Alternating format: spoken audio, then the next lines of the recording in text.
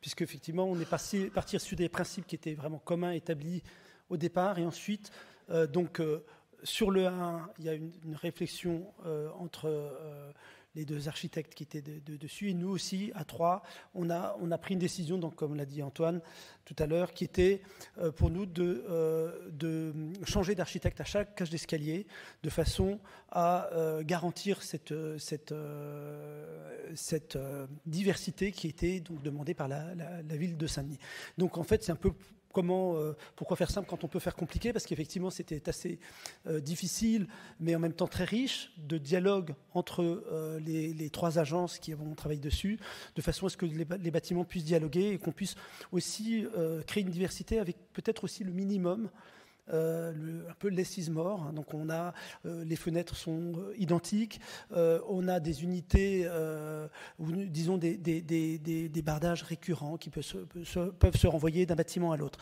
Alors voilà ce que ça donne. Bon, donc ça c'est une vue perspective qui donne, en fait c'est le contre-champ de l'îlot, hein. Donc c'est vu sur l'entrée de l'îlot où on voit ces alternances de bâtiments, donc mon agence, Lina Gotme, Gaëtan Le Penuel, et puis ainsi de suite, et ça tourne comme ça tout autour du bâtiment. Et là aussi, on a une variété de matériaux, donc comme vous allez pouvoir le voir, que ce soit l'allée de Seine ou la rue Volta. Donc vous avez les deux, avec donc des bâtiments qui sont en bardage bois. On en a deux, qui sont les 2 bâtiments de 3e famille, donc qui sont en structure bois.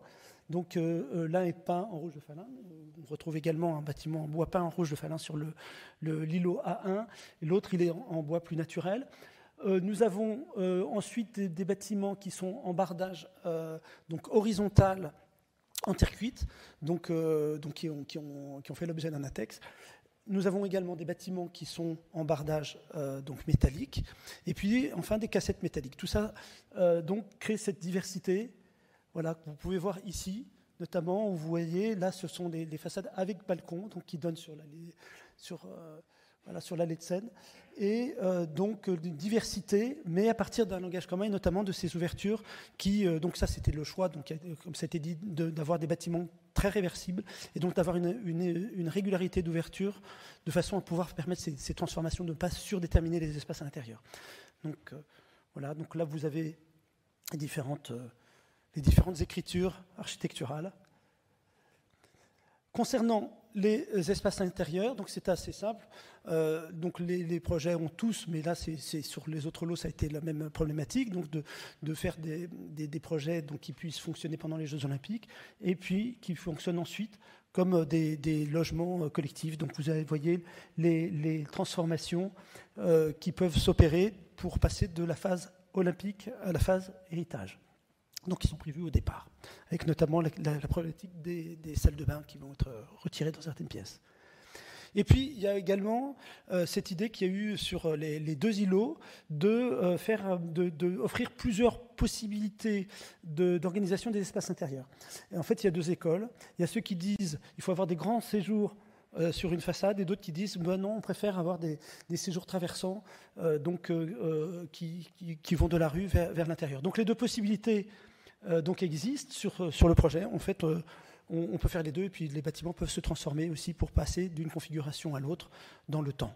Donc voilà, ça c'est un élément important. Voilà. Donc là, le séjour cuisine traversant, et puis là, on a les fenêtres identiques et donc les séjours cuisine côté sud, et puis au nord, on a des chambres. Donc les 2 possibilités existent pour l'ensemble de ces logements.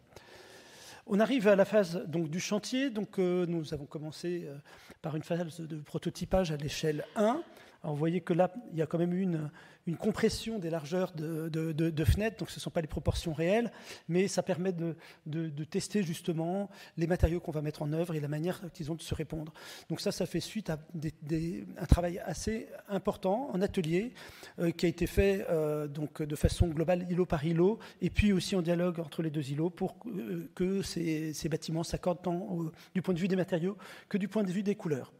Voilà, donc le chantier, on voit le soubassement, les grands porches qui créent ces ouvertures sur 2 niveaux vers les espaces intérieurs, les constructions bois, donc voilà, donc ça c'est un des bâtiments donc, qui est arrivé au terme de sa structure, de la construction de sa structure, et puis les espaces intérieurs.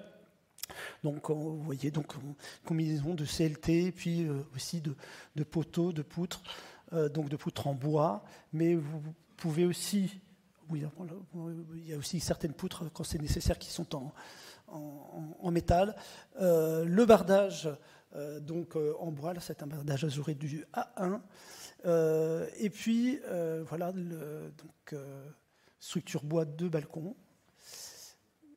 Et nous arrivons, c'est des gaines aussi qui sont en bois. Donc voilà, donc c'est toujours agréable de voir ces gaines construites en bois. Et puis voilà maintenant les façades qui sont habillées avec leur bardage en terre cuite.